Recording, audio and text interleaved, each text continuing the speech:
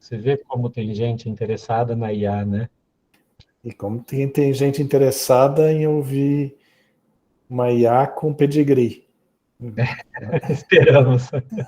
Não, a gente está trazendo aqui os grandes, os melhores nomes, aí, alguns dos melhores nomes de inteligência artificial. Acho que tem uma seriedade importante nesse curso Legal. aqui.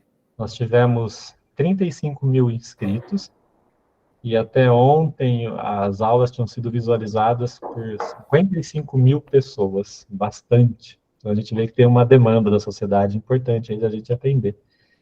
Então tá, então deixa eu começar oficialmente. Então, boa tarde oficialmente para todo mundo.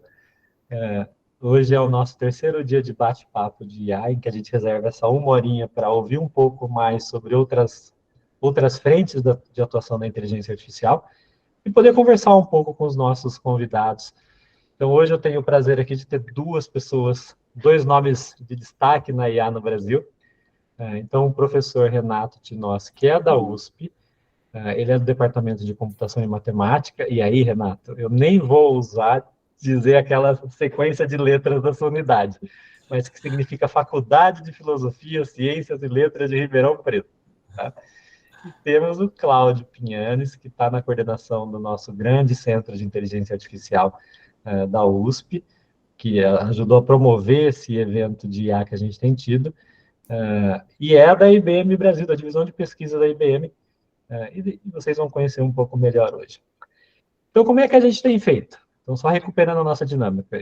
Cada um tem mais ou menos aí 10 minutinhos para contar um pouco com o que trabalha, discutir algum assunto que acha interessante. E eu vou pedir para vocês começarem contando para a audiência como é que vocês chegaram na área de inteligência artificial. Porque tem muita gente aqui que está chegando agora, que está aprendendo, então isso é legal.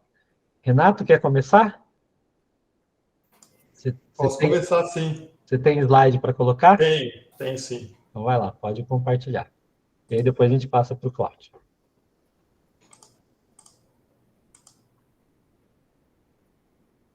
E aí o pessoal que está nos ouvindo, vocês já sabem como funciona, podem ir colocando questões no chat. Eu sou o chair aqui da sessão, eu vou coletando as questões e a gente vai discutindo elas depois, tá bom? Então fica à vontade, Renato. Bom, Tiago, eu só vou pedir para você ser rigoroso com o meu tempo, tá? Porque eu costumo falar muito, tá? Fico meio empolgado aí com essa área. E aí adoramos gente empolgada, Renato. Se eu exagerar, você, por favor, você me corte. Tá? Na hora que der 10 minutinhos, eu te dou um toque e aí você tenta finalizar. Então, boa tarde a todos e todas, né? É um prazer estar aqui, né? E parabenizar aí o Thiago e todos os organizadores pelo sucesso, né? Tá na presença do Cláudio também. Então, fico muito feliz pelo convite, tá? Bom, como o Thiago falou, eu sou daqui da USP em Ribeirão Preto, né? E a minha formação é em engenharia elétrica. E eu, no mestrado e doutorado, eu trabalhei com robótica, num problema de falhas e tolerância a falhas, né, em robôs manipuladores. A gente já trabalhava ali faz tempo, já com redes neurais artificiais e com algumas técnicas de controle. E aí, a gente fazia o quê? Para cada falha do robô, a gente fazia uma configuração, projetava, né, uma configuração para o controlador do robô. E aí eu vi que tinha um jeito muito mais interessante de fazer, que era isso que me levou para a área de algoritmos genéticos, computação evolutiva, né? Que esses algoritmos, eles são capazes de você se adaptar, né? Então, você não precisaria projetar para cada falha específica e deixar que ele busque por si só, né? Eu vou falar um pouquinho aqui sobre os algoritmos evolutivos, né? Dar uma introdução rápida, mostrar alguns exemplos, falar um pouquinho sobre as nossas pesquisas aqui, tá? Então, a parte da computação, o que é a computação evolutiva, né? É aquela parte da ciência da computação que é da área de inteligência artificial que investiga soluções, programas, né? Que são inspirados na evolução por seleção natural. Aquela evolução lá da biologia, né, que a gente aprende, do Darwin, né, que a gente aprende lá no ensino médio, né, Então, alguns pesquisadores notaram, né, que esse sistema adaptativo, né, esse processo adaptativo, esse paradigma, seria interessante para você evoluir ali soluções para problemas, né? Então, a ideia, o que é a computação evolutiva? Então, são algoritmos, né, que eles são sistemas adaptativos e são inspirados aí na evolução natural. A adaptação, ela fica muito interessante no contexto da otimização. Então, por isso, esses algoritmos são muito utilizados em otimização, né?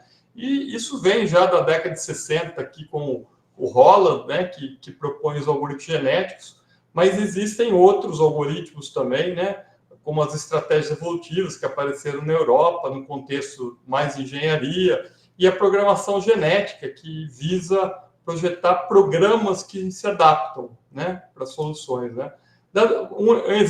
Dois exemplos bastante interessantes, não são do nosso grupo, né. Esse ficou muito conhecido, acho que em 2020, e apareceu muito na mídia, que falavam, olha, primeiros robôs biológicos, né. Então, na verdade, essas células, esses organismos que vocês viram aqui, na verdade, foram projetados célula a célula. São células de dois tipos, né, contráteis e passivas, que são extraídas do coração de um tipo de rã, e aí eles projetam uma as posições, né? E aí você tem, é claro, como que você vai projetar isso, né? Então, aí entra a parte dos algoritmos evolutivos, né? Você tem ali, esses são os modelos, né, que são evoluídos aí em simulação, utilizando esses algoritmos evolutivos, e aí eles constroem uma a uma as células, né, colocando ali aqueles tipos de célula, e aí pode fazer diversas coisas, como no exemplo que está aí, é se mover, ou se não coletar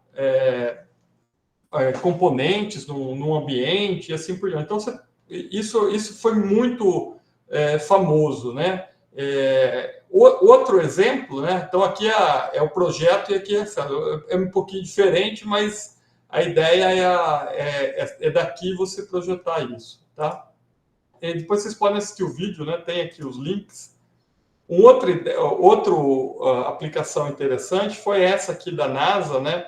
Eles projetaram uma antena, né? E isso foi levado no espaço, numa nave, né? E o que é interessante é que ninguém projetou dessa forma. Isso veio pelo algoritmo evolutivo que deu esse design aqui, que é bastante... raramente alguém iria projetar dessa forma, mas ele é altamente eficiente. Isso é uma característica dos algoritmos evolutivos. As soluções emergem, né?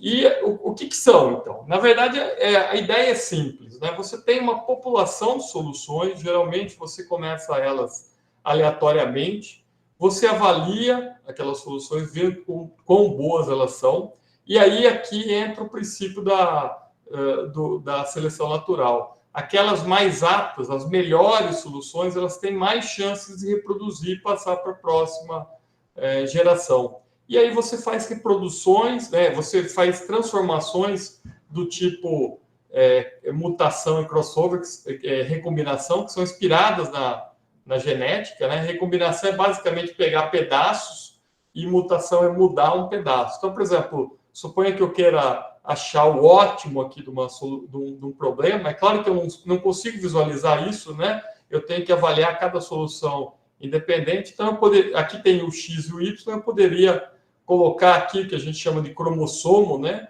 Que guardam essas soluções. E aí, a ideia é que você comece aleatoriamente. Então, são os indivíduos da população. E aí, como você seleciona as melhores prioritariamente e faz aquelas mudanças, o que vai acontecendo é que nas próximas gerações você vai melhorando, né? E é claro que você espera que chegue numa solução boa depois de um tempo, né? A característica principal em relação a outros métodos, né, é usar uma população de soluções ao invés de uma única. Então, por exemplo, você pega uma rede neural artificial, o que ela faz? Ela vai otimizando uma a uma solução, né? Aqui a ideia do algoritmo evolutivo é que você otimize em paralelo várias soluções, né, ao mesmo tempo, né? Isso, ao usar uma população, permite fazer uma série de coisas que eu estou listando aqui, como competir, as soluções competirem, as soluções recombinarem, pegar pedaços de uma e juntar com a outra, gerar diversas soluções, possibilitar o paralelismo e assim por diante. É claro que existem limitações, né? Você não garante que sempre vai achar a melhor solução, mas no tempo que é disponível, né, você permite encontrar uma boa solução, né? É claro que para alguns problemas, né, isso ocorre para qualquer algoritmo conhecido, né? Dos problemas NP completos, né? Então, a gente aqui tem alguns desafios nessa área, né? Eu estou listando alguns aqui. Como o que acontece quando eu tenho vários objetivos, né, para otimizar e não só um único? O que acontece quando muda a avaliação o problema muda durante a execução do algoritmo? Como controlar os parâmetros de forma automática? Como representar soluções? A parte teórica que explica, né? Você sai da inspiração e vai para a teoria, para a matemática, né? E uma área aqui, né, que a gente tem dado bastante ênfase, que é o tal do gray box versus o black box, que é você tentar colocar um pouquinho de conhecimento nesses algoritmos para explorar o conhecimento do problema para resolver de forma mais eficiente os problemas. Então, a gente tem aqui estudado do ponto de vista mais teórico, né, esses algoritmos e proposto novas soluções. Por exemplo, no problema do caixeiro viajante, que você deve encontrar um caminho entre uma série de pontos, né? Aqui, então, seria uma solução, por exemplo, a melhor rota entre uma série de cidades, né? Aqui você tem uma solução e aqui você tem outra. A pergunta é, como que eu recombino, né? Eu junto duas soluções.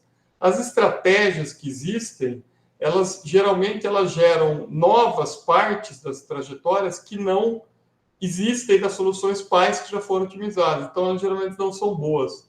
A gente propôs aqui um tipo de operador, né? De recombinação, que basicamente a gente faz o desenho aqui, o grafo, né? Das duas soluções, une e remove o que é incomum. E aí você procura o que é melhor em cada um dos componentes, de forma a obter o filho que é mais eficiente. Isso aqui foi utilizado em vários problemas, e hoje em dia ele é usado numa das heurísticas, que é uma das principais heurísticas, né?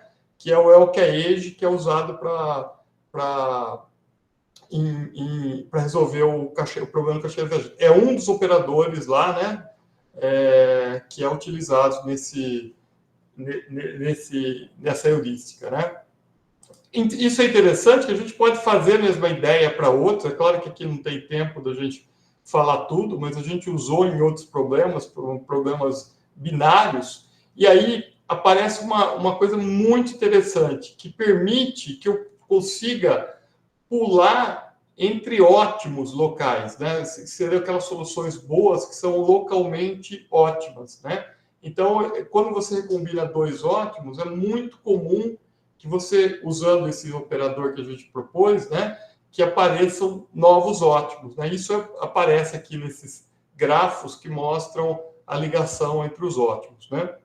A gente tem feito também aplicações, né, em diversos problemas, né? Então, por exemplo, aqui com o pessoal aqui da psicologia, né, eles têm alguns experimentos que eles colocam o rato em alguns labirintos aqui, né, para testar a ansiedade. Ele não pode perguntar para o rato se ele está ansioso ou não, né? E ele não vai responder, né? Se responder, é preocupante quem está fazendo o experimento, não o rato, tá?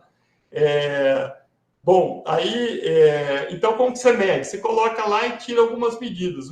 Só que isso, geralmente, você tem que sacrificar o rato depois, gera uma série de problemas. O que a gente fez aqui é propor esses algoritmos. Eu vou tirar aqui só por causa do som, mas esse robô aqui ele tem um comportamento semelhante. E o que é interessante é que o programa que ele está aqui, ninguém projetou. Ele evoluiu como se fosse a evolução natural lá, né? Por si só. Ele usa uma rede neural para isso, né? E aí a gente vê que o comportamento desse rato virtual é muito semelhante ao do rato natural nesses experimentos, inclusive quando você testa drogas do tipo para controle de ansiedade, né? Isso é mostrado aqui nesses gráficos aqui, né? Uma outra coisa... Oi?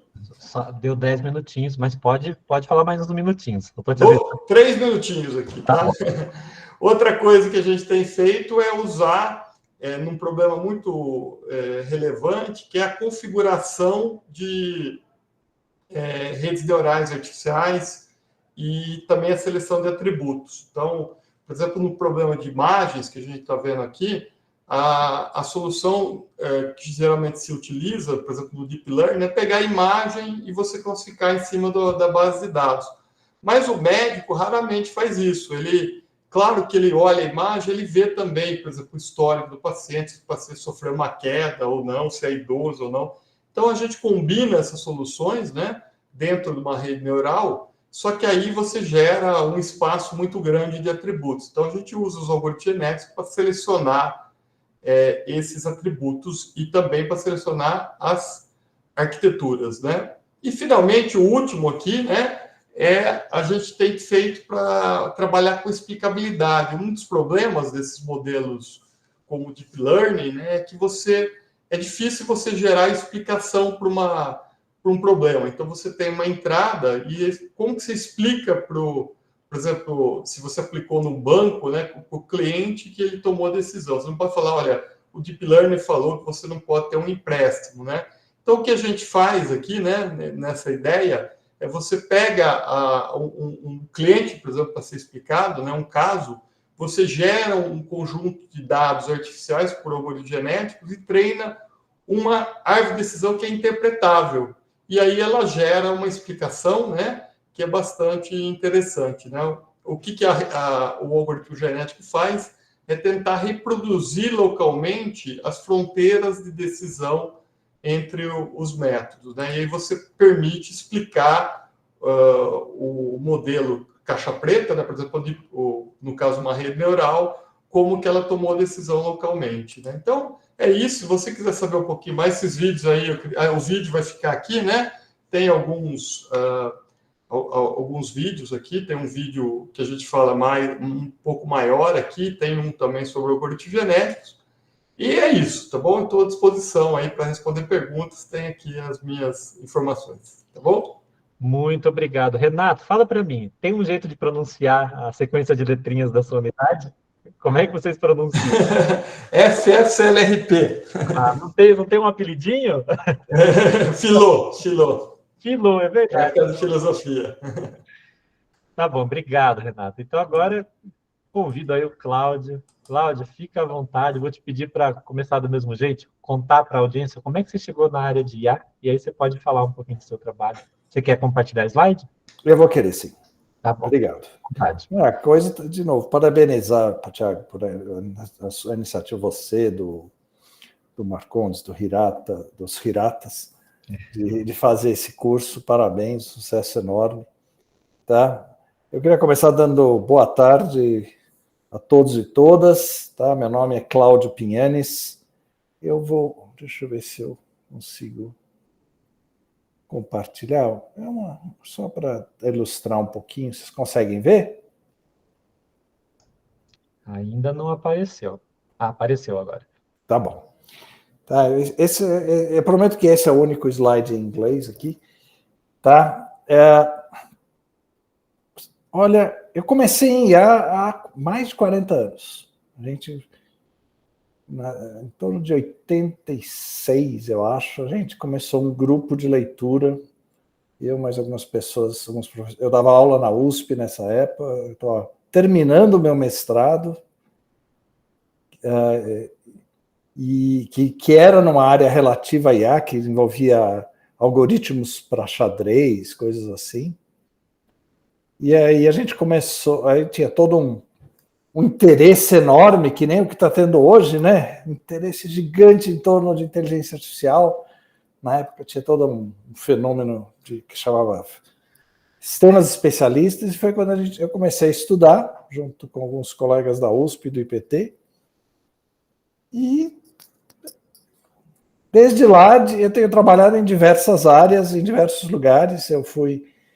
Depois de fazer, eu sou formado em matemática, aí fui fazer computação no IME da USP, e aí fui fazer o meu doutorado no MIT, no Media Lab da década de 90, e depois disso eu entrei para a IBM Research, inicialmente lá nos Estados Unidos e depois aqui.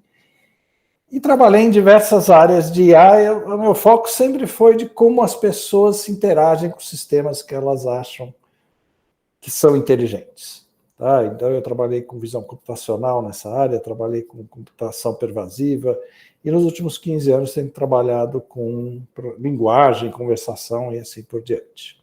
Tá? Mas hoje eu vou arriscar aqui, eu vou sair um pouquinho da minha área, falar um pouco menos do passado e talvez falar um pouquinho mais do futuro. Tá? E eu vou falar do ponto de vista do que eu acho que está acontecendo. Eu acho que a gente está vivendo um momento,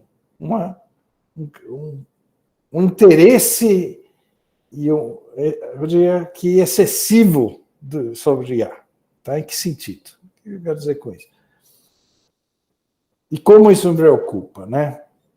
Eu acho que a inteligência artificial tem uma história de bolhas e invernos, que é um jeito de traduzir. Tá? A gente teve na década lá do final da década de 60, as pessoas com uns circuitinhos que tinham solenoides, lampadazinhas, achavam que já dava, que estavam chegando perto de criar uma mente humana. Tá? E aí se viu na década de 70 de que ainda tinha muito chão, aquilo lá era muito limitado. Tá? É uma época bem inicial, aí tem esse boom, principalmente no final dos anos 80, em volta de sistemas especialistas, que também cai. Tá? E aí veio um grande inverno. Tá? Se você olhar no início da primeira década desse século, você não dizia que você trabalhava em IA. Imagina, isso aí era negativo. Você não punha num projeto de pesquisa, um projeto de inteligência artificial, você usava algum outro nome.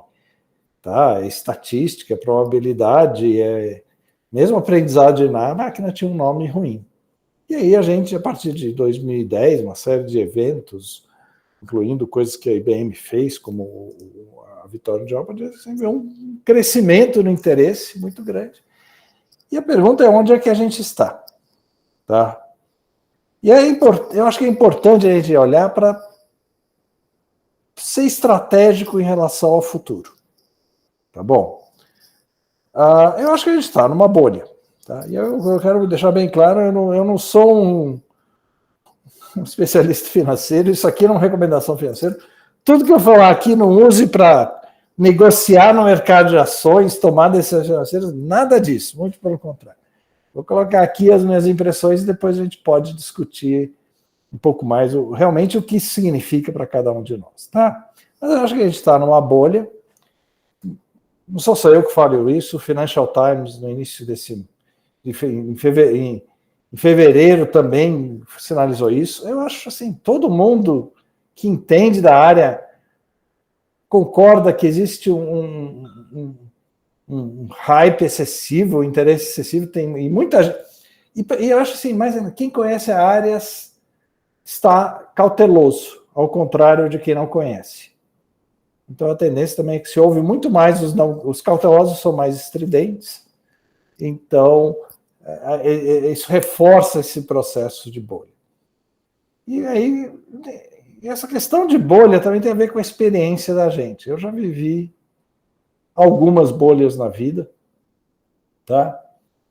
E eu acho que o que a gente está vivendo é uma bolha muito parecida com a bolha que a gente teve em relação à tecnologia de internet no final do ano, início do ano, em 2000, né? Assim, no final da década de 90, tá? Isso é um gráfico, só para ter uma ideia, que mostra o valor da avaliação das principais empresas de tecnologia no mercado, tá? Nesse período de 90 a 2005, tá? Isso dentro do Nasdaq, que é essa a linha colorida é o valor total dessas empresas no mercado, e a linha marrom é uma tentativa de falar um historical trade. Então, assim, uma bolha aqui que caracteriza, que, no ponto de vista econômico, que começa a se achar que existe valor enorme, e isso se reflete na economia. Tá? Aí uma hora se descobre que não tem tanto valor, e pum, cai e corrige. Tá? No caso, essa aí é até uma área que, assim, continua evoluindo, mas aquela esperança excessiva de que tudo ia mudar no dia seguinte, aquilo estoura lá no final de 2000, tá? Gera um monte de problemas, mas e depois continua a seguir o seu curso. Aí eu acho que a gente está num momento assim, tá? É interessante se a gente compara aí, é um gráfico que eu achei que compara. Em azul, esse combinado de valores durante a .com, e em verde onde a gente está. Então, acho que a gente está, é factível. Eu acho que é uma ideia importante, é uma ideia razoável. Tá? Eu acho que isso, quando a gente pensa nas duas companhias que são simbólicas dessas duas bolhas, a NVIDIA agora e a Cisco em 2000, tá? Cisco, a internet se expandindo, quem fornecia equipamento para a internet se expandia, a grande provedora Cisco. A gente vê assim, aí tem vermelho onde está a NVIDIA hoje, se a gente começasse começando em 2020, e ali o que aconteceu com a Cisco. Tá? Foi lá em cima e pum, caiu. Tá certo? Eu acho que isso faz parte desses processos econômicos, tá? E acho que a gente, com isso, é onde a gente está. Tá? Uma coisa importante que a gente tem que entender é que bolhas são insanas, tá? Elas incluem uma quantidade de insanidade, e essa é a coisa que a gente mais tem que se precaver. Tá? Quem aqui conhece TheGlobe.com? TheGlobe.com é a primeira rede social, que aparece em 95, faz lá um IPO, uma oferta pública, que assim, em um dia foi de $9 a 63, 600%, chegou a valer $1 bilhão do nada, tá? E aí, depois que a bolha explodiu, valia 5 centavos por ação. E fechou em 2007. Tá? Eu acho que o The Globe, eu me lembro, era assim, ele era um protótipo, ele pensava o mundo como uma rede social. Nesse ponto ele estava certo. Era uma coisa que estava vindo. Mas ele não criava, não dava a liberdade de criação de individual de cada das redes sociais mais modernas, que vieram depois, Facebook e assim por diante. E ele era muito impactado pela dificuldade que as pessoas tinham em se conectar à internet naquele ponto. Então ele até prototipava a ideia de uma rede social, mas a infraestrutura que era necessária para uma rede social e algumas ideias chaves como liberdade de produção de conteúdo não estavam lá. E é onde que a gente está com o IA generativo. A gente está experimentando ideias e parecem muito interessantes, mas pode ser que questões essenciais de infraestrutura para essas ideias fazerem sentido não estão lá, que ideias básicas de como facilitar a interação também não estejam. Tá? Se olhar, nessa época estava todo mundo procurando como fazer negócio na internet. Tá? E a Amazon foi a primeira que encontrou certas ideias-chave, mas nessa época também assim, tentava pagar alguma coisa com cartão de crédito, era uma dificuldade absurda. Toda essa infraestrutura de pagamento para o e-commerce funcionar não estava lá. Então não funcionava, as coisas você achava o que você queria de vez em quando e não conseguia comprar porque você não conseguia pagar. Tá? Então assim, a gente pode até questionar se o que está acontecendo é revolucionário ou não, mas mesmo que seja, demora para se encontrar como usar esse tipo de tecnologia. É essa a história, não é hoje que se encontra. Mas nesse processo se cria uma expectativa gigante e que você tem que, alguma hora, implodir. Tá? Eu acho o dot-com um belo exemplo de uma bolha que a implosão foi positiva para o mercado. Removeu a insanidade. E aí empresas que estavam seriamente tentando usar essa nova estrutura e criando essa nova estrutura, como o Google, como quer dizer, a IBM, do ponto de vista de apoiar empresas em e-commerce, e a série de outras empresas, aí elas progrediram. Até tiveram espaço para progredir, de receber atenção no meio de uma insanidade geral. Que elas não tinham antes da insanidade, antes da bolha, por causa dessa insanidade. Tá? Eu vou dar um exemplo que eu vivi. Eu trabalhei nessa época um projeto que envolvia os maiores museus do mundo, envolvia 5 dos maiores museus do mundo, que a IBM estava fazendo, e nenhum deles permitia que a gente botasse nenhuma imagem de nenhuma obra deles online. Por quê? Porque esses museus achavam que eles iam ficar milionários vendendo papel de parede para desktop com as imagens deles. Eles estavam num momento de muito sucesso vendendo cartazes de exposições, e eles olharam e disseram, eu vou vender cartazes de exposição virtual, eu vou vender uma tela de fundo de computador por $50. E nunca fizeram esse dinheiro e deixaram de fazer outras coisas mais importantes, porque eles também estavam travados num jeito velho de ver o mundo. Tá? Enfim, insanidades. Eu vi outro dia essa manchete, NVIDIA vale tanto quanto o mercado inteiro de chinês de ações. Se isso não é insano, eu não sei o que é. Tá? Então, eu vejo essas coisas de evidências, mas para mim a pergunta interessante não é como vai ser a explosão, quando, tal. Isso é problema para quem faz mercado. A pergunta é o que vai ser depois que essa bolha explodir? Tá? E baseado nessa história, a gente pode ter uma perda de interesse, porque ninguém consegue encontrar nada de prático para fazer. A gente acabou de ver isso em relação a carros autônomos. Tá? Teve uma bolha lá de interesse e ninguém consegue fazer aquilo lá funcionar na prática. Tá? A gente pode ter uma adoção relativa e realmente ter uma adoção realmente de mudar, como foi a internet. A internet é um exemplo mais daquele vermelhinho que a gente está vendo. Depois mas tem uma queda. Tem uma queda, elimina o ruído, e aí realmente começa a mudar.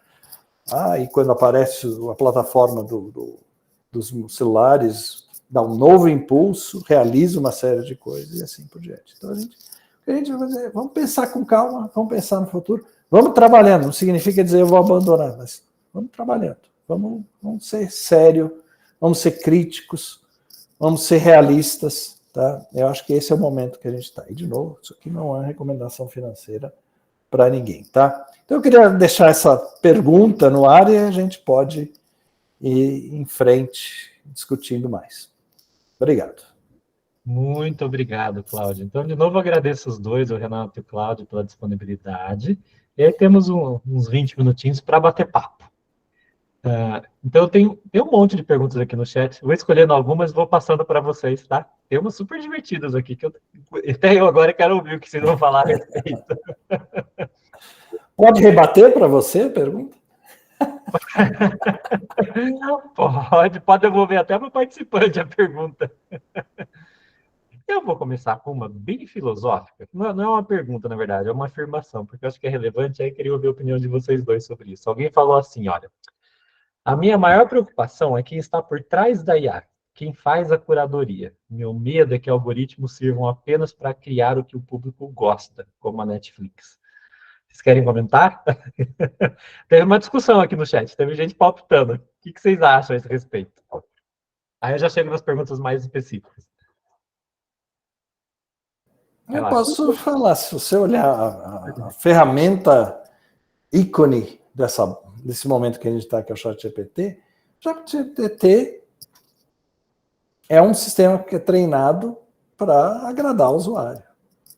Tá? Quando você olha, ele tem lá o grande modelo de linguagem, mas ele tem aquela estrutura que a gente chama de reinforcement learning, que é treinada com o quê? Com like. Então, é um sistema que está buscando coisas que a maioria das pessoas querem ouvir, e não o correto e não o criativo. Tá? Eu não sei se eu concordo com a afirmação da Netflix, ela tenta, mas nem sempre consegue. Mas eu acho que o ChatGPT assim, é mais ainda. Ele é a única, é a razão de viver daquela máquina é agradar o usuário. Legal. Pode falar, Renato.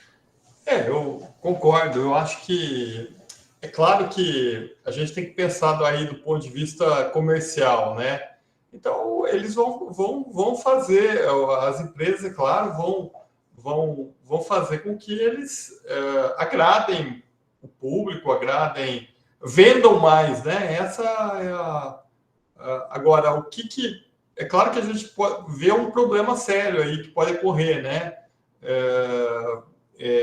E a gente está vendo isso, né? Acho que no dia a dia, né? Então, eu acho que é muito importante a gente ter ali uma regulação e pensar, né? Esses momentos aqui, eu acho que são muito importantes mesmo para a gente pensar. E o que eu sempre tento falar para todo mundo, né?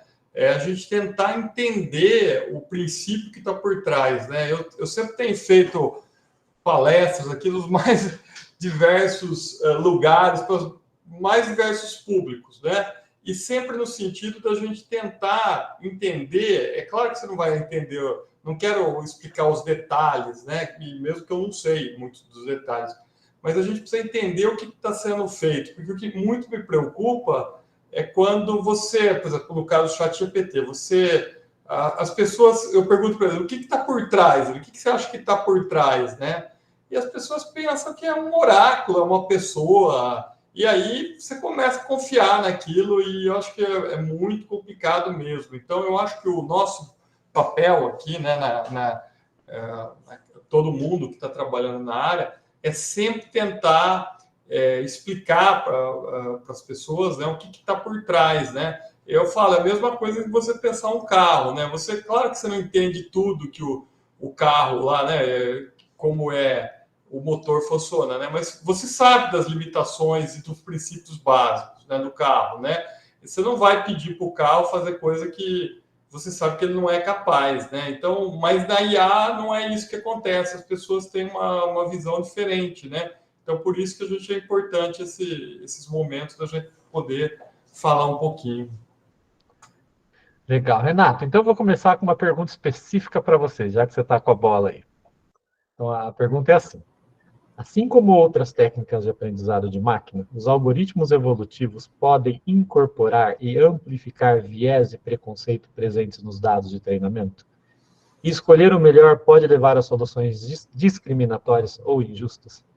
Você já pensou isso? Você já encarou esses sistemas assim? Qual a sua experiência? Eu acho que o que me fascina ali nessa parte de algoritmo evolutivo, né? Ele faz essa parte da IA generativa há muito tempo já, né? Só que ele não é tão eficiente como você pegar em alguns problemas como o aprendizado por reforço ou se você aplicar o aprendizado supervisionado. Mas ele é capaz de você criar coisas novas. E acho que isso é uma coisa interessante, né? Não explorar só o que está lá no banco de dados e assim por diante, né? Só que como outras áreas respondendo a pergunta, né? Como outras áreas do aprendizado de máquina, ele não vem do nada também. Ele depende do que como você projeta ele. Então, por exemplo, quando você fala o que você espera, né? Ou eu espero que a função de avaliação, né, seja de um determinado tipo, ele vai tentar maximizar aquilo, né? E aí ele pode sim ter preconceito, dependendo da parte que está. Então, é por isso que a gente tem que tomar muito cuidado a maneira como o projeto, o que pede, né, para ele, né? Então, acho que é mais ou menos por aí. Tá bom.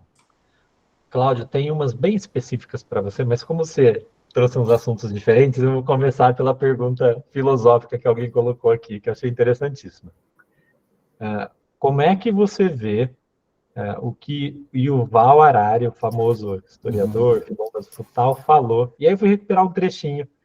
E aí a pessoa que perguntou se não era exatamente esse trechinho me corrige, tá? Mas ele falou assim: o potencial da IA de nos ajudar a derrotar o câncer, descobrir medicamentos que salvam vidas e inventar soluções para as nossas crises climáticas e energéticas é enorme.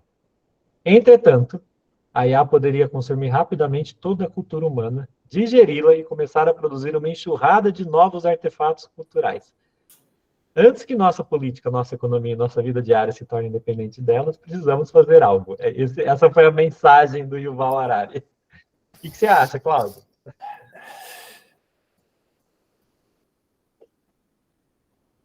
Olha, eu acho que assim, a gente sempre superestima o que a IA pode fazer. A IA tem uma característica interessante. Como ela lida com problemas, ela tenta fazer máquinas resolver problemas que para humanos são, até uma certa escala, fáceis. Reconhecer se é um gato ou um cachorro é uma coisa relativamente fácil para um humano. Para uma máquina tradicional não é, e quando a gente consegue fazer, fica lá. Mas eu acho que existe um erro comum que acontece na IA, que a pessoa olha e diz, poxa, como esse algoritmo faz bem essa tarefa que o cérebro faz bem, então essa tecnologia vai fazer bem todas as tarefas que o cérebro faz. O ChatGPT, como ele escreve bem, ele vai revolucionar o mundo inteiro.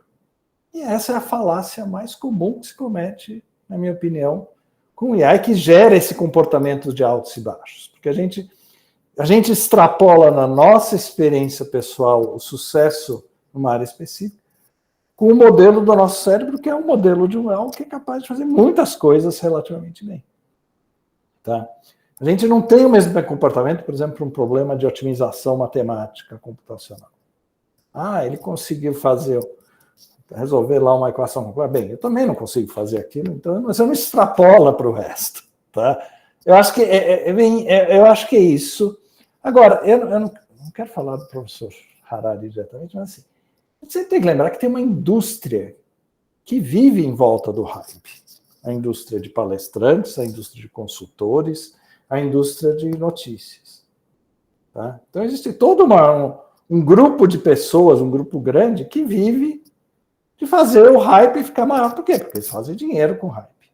Tá? Não é uma coisa específica, mas acho que ele é um exemplo de alguém que é sério e que, de repente, está falando. Começa a falar também de uma área que é complicada, que é muito técnica e que é difícil para quem não é dela entender realmente o que está acontecendo, na minha opinião. Como eu também acho muito difícil entender o que está acontecendo em filosofia. Tá? Nem tento, tá bom? Mas eu acho que a gente tem que ter esse cuidado. Tá? A gente tem que ser cético. Quer dizer, eu acho que uma boa característica de um cientista é ser cético. E acho que é uma coisa importante. Eu só queria falar uma coisa em relação ao que o professor Tinosso falou, assim, na verdade, isso é um reforço. Ele citou lá o livro do Holland, de algoritmos. Aquele é um livro que precisa ser lido, gente. É um dos textos, se você quer entender, ter uma ideia de como essa máquina na natureza funciona, você tem que ler esse livro. Tá? Eu me lembro da experiência de ler esse livro e disse, uau! Tá? Contudo que ele é um livro antigo. Tá? Mas minha recomendação, meu apoio ao professor Tinosso, esse tem que ler. Esse tem que ser leitura obrigatória em cursos de machine learning. Renato, coloca a referência aqui no chat, o título para o pessoal buscar depois. Tá. Deixa eu te fazer uma pergunta mais específica, então, Cláudio, que surgiu aqui. Tá. Tem como se prevenir de bolhas, individualmente e como sociedade? Eu não sou economista. Tá? Você arriscou, né? Nem sou visão financeira. Os jovens falam assim, segura seu BO. Não. Eu acho que essas bolhas tecnológicas têm funções, tá? Então, eu acho que elas têm funções exatamente também de mover as empresas, organizações das áreas de conforto dela. Tá certo? Eu acho que isso a gente viu na bolha .com claramente, tá? Cria novas oportunidades, mas elas são bolhas, tá? O maior risco é você botar dinheiro nessas coisas, tá certo? Principalmente se você não é um especialista. Existe uma percepção em bolha que você vai sempre sair na alta, porque não é verdade. Muita gente vai sair na baixa. Tá? Então, assim, cuidado com essas... do ponto de vista financeiro, eu recomendo cuidado. Tá? Porque se você não é um especialista de mercado, é um risco muito grande. São voláteis. Mas eu acho que elas têm uma função. Elas têm uma função de transformação. Tá? Mas a gente também tem que se defender do nefasto que é a destruição que elas causam. Tá? Eu acho assim, eu conheço muitos amigos que perderam a startup com a bolha .com. Algumas ideias boas. Mas vai todo mundo. Tá? Então, faz parte dos nossos ciclos de criação e destruição. Eu tinha um professor da MIT que dizia: esses ciclos de criação e destruição, no passado, eram feitos através de guerras. Agora a gente faz através de bolhas econômicas. Tem um pouquinho menos sangue, não muito, um pouco menos sangue do que antes. Mas tem a ver assim, você empilha os recursos e destrói. Mas é necessário para renovar. Tá? Não estou dizendo em nenhum momento que guerra é positiva, tá? Mas ela tem uma função econômica e social, como a bolha tem. Tá certo? Mas defendam-se, por favor. Tomem cuidado. Tá? Não arrisquem o emprego, não arrisquem o dinheiro. Tomem cuidado. Márcio está com a mão levantada. Quer perguntar, Márcio?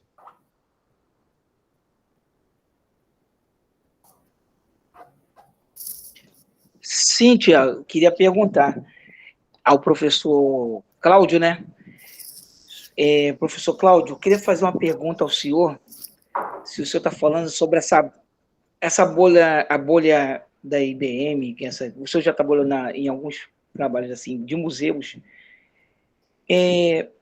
Será que, para melhorar essa situação de bolhas, e começando na área acadêmica também, não poderia também ajudar muito? Em que eu estou dizendo isso? Ontem teve o professor Fernando, o Tiago sabe, e ele colocou sobre o trabalho.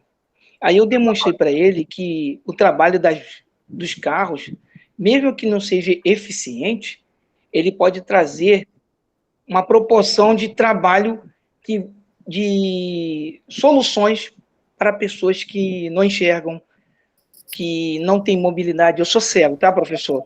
Então, por que isso? Eu faço parte de um grupo que trabalha com a audiodescrição.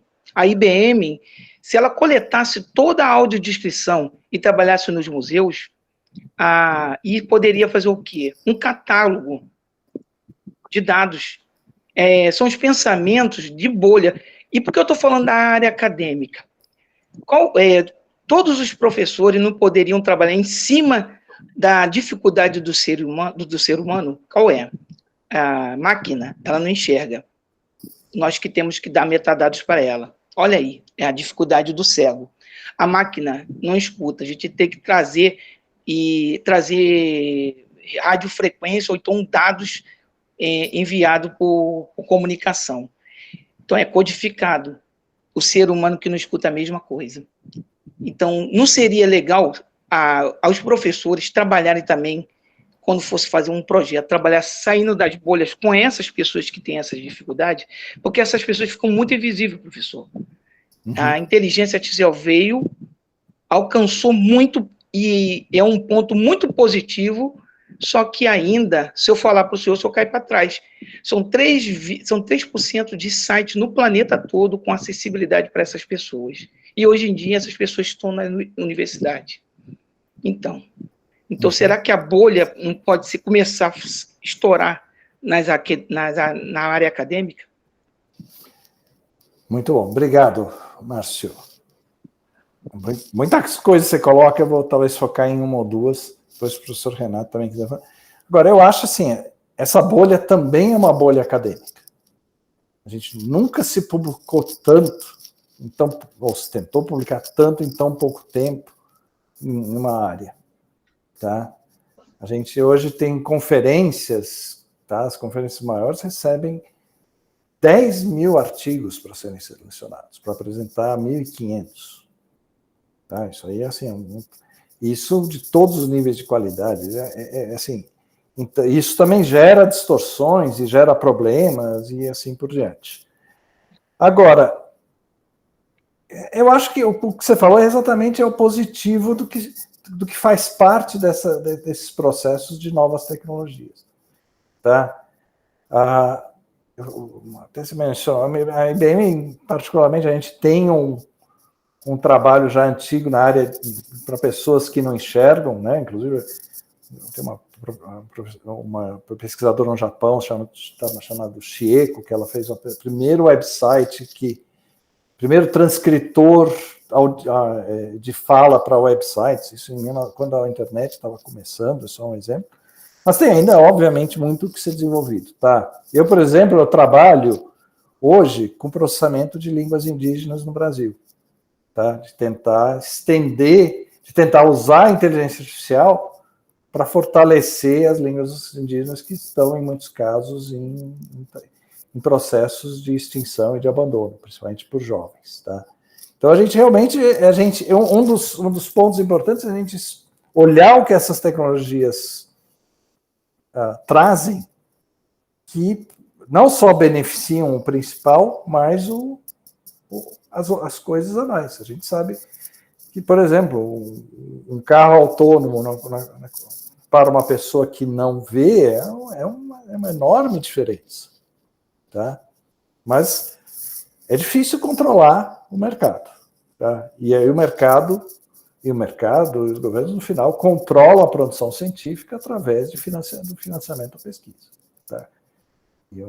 Então, assim, tem limites para que isso ocorra. Renato, quer comentar essa questão? Ou vamos para a próxima? Sim. Não, eu acho que o Márcio colocou algo muito importante, né? E que eu acho que uma coisa que a gente tem que pensar é onde que está sendo feita a IA hoje em dia, né? Ela basicamente a gente precisa de muito investimento no Brasil, né?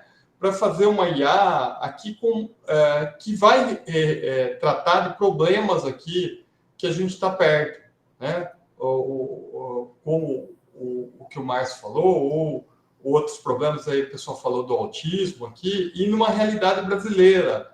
Então, acho muito importante que a gente tenha aqui um desenvolvimento de pesquisa forte aqui na academia, nas empresas, né? E para tratar exemplos como aí, que são coisas bastante louváveis aí, né? Como o Tiago, que trabalha com processamento de linguagem natural, como o Cláudio trabalha com línguas indígenas, que provavelmente ninguém lá fora vai estar interessado, né? Então, a gente tem várias doenças aqui negligenciadas aqui no Brasil que a gente precisa investir pesado e a IA precisa lidar com isso. Mas eu vou mais além. Eu acho que a gente precisa desenvolver, a gente precisa ter gente que vai trabalhar na parte básica também da IA, tá? Para que a gente não fique meros consumidores da tecnologia que está sendo feito lá. Não é só aplicar as tecnologias que estão lá nos problemas daqui, mas sim desenvolver, senão a gente corre um sério risco do ponto de vista estratégico aqui no Brasil, né, de virar só mero consumidor de tecnologia.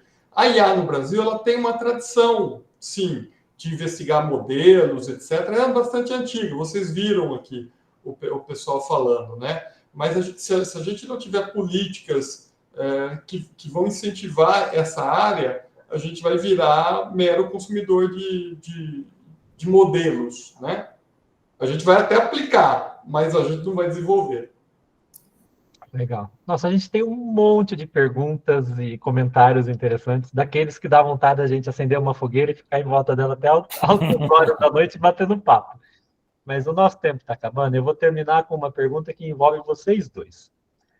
A pergunta é assim: quão complexo seria aplicar esse tipo de algoritmo evolutivo para melhorar a IA generativa?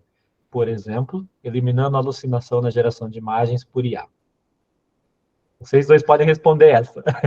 Acho que eu posso começar? Pode. A parte do algoritmo genético, eles fazem uma IA generativa. Eu acho bastante interessante isso, Porque aí você pode falar assim, mas por que você usa, por exemplo, o aprendizado de reforço, que faz alguma coisa semelhante? Porque o aprendizado de reforço, ele está lá mais para explorar soluções que são boas, né? É o que fala em inglês, né? O exploitation, né? Você fica explorando ali a solução boa e tentando melhorar. O algoritmo genético, ele tenta buscar soluções novas em outros. Então, aparecem coisas emergentes. É claro que isso tem um custo, e isso explica por que você vê mais aprendizado de reforço e assim por diante. Mas essa tecnologia eu acho que tem bastante futuro, sim. Eu acho que a ideia que deve aparecer nos próximos anos é você combinar essas várias tecnologias, né? Porque esse é o problema também, né? Se pesquisa só um tipo de algoritmo, poucos tipos de algoritmo. A gente precisa ter uma diversidade ali, porque essa diversidade pode surgir aí, a recombinar, né, usando o termo do algoritmo genético, né, novas soluções aí para resolver os problemas, né?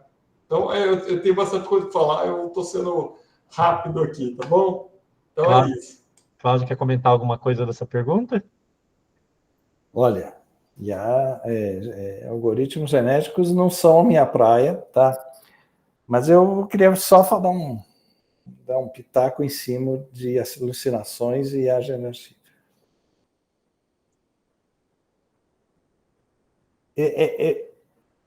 A gente está já há uns 4, 5 anos trabalhando com esses modelos dessa tecnologia que a gente chama Transformers, que é a base de produção de texto, tá? Estamos trabalhando com modelos de difusão que é a base de produção de imagens.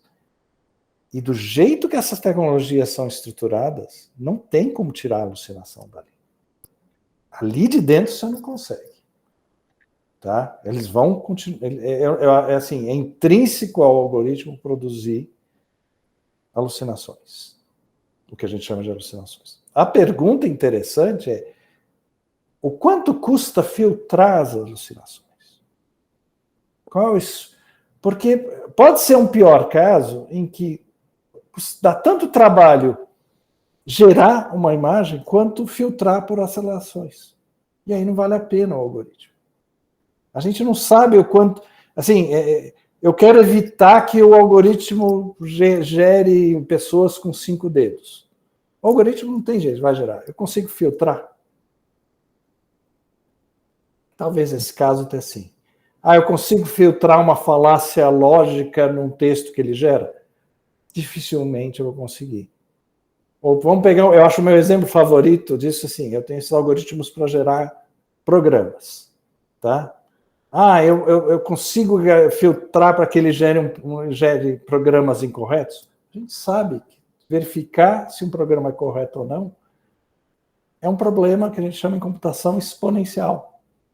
Ele é muito difícil computacionalmente. Então, a chance de eu conseguir detectar o erro é baixa. Pelo menos sempre detectar o erro. E é muito cara. E eu vou ter que repensar, usar provavelmente outra tecnologia que não é essa que eu uso para gerar, talvez lá os algoritmos genéticos, sei lá, alguma coisa, porque essa tecnologia intrinsecamente vai ter esse tipo de problema. Tá? Vai afetar todos nós? Todos os problemas? Não. E aí que vem a história ligando que onde a gente estava antes. Eu vou encontrar áreas em que isso faz sentido. Hoje, eu acho que a regra básica da IA generativa ela funciona em processos em que você tem um humano depois capaz de checar e filtrar os resultados. Esses são os lugares que eu vejo aplicação de sucesso. Tá? Tem sempre um humano depois ou durante. Porque... Legal. Gente, muito obrigado, Cláudio, muito obrigado, Renato. Logo, ainda hoje eu coloco esse vídeo na página do curso para vocês podem recuperar as informações citadas, as referências citadas. Vou dar um spoiler para vocês do que nos espera amanhã. Amanhã temos de novo 2 convidados, o professor Fábio Cosman, que vai falar de IA neurosimbólica, então vocês puderam conhecer o Fábio no curso de IA da semana passada, ele estava na abertura, e o professor Fernando Osório vai falar de veículos autônomos. Então, é o mesmo que veio ontem, causou ontem aqui, né? Ele vai continuar causando amanhã Cláudia, Renato, vocês estão convidados, se quiserem vir amanhã. E aí vocês podem fazer perguntas, vocês podem se vingar, vocês podem jogar as perguntas para os palestrantes, para os convidados. Está aberta, a sala é essa mesmo que vocês estão, então ficam convidados aí, tá bom? Muito obrigado, pessoal. Até amanhã para todos vocês. Parabéns, Thiago. Parabéns a todos. Obrigado aí.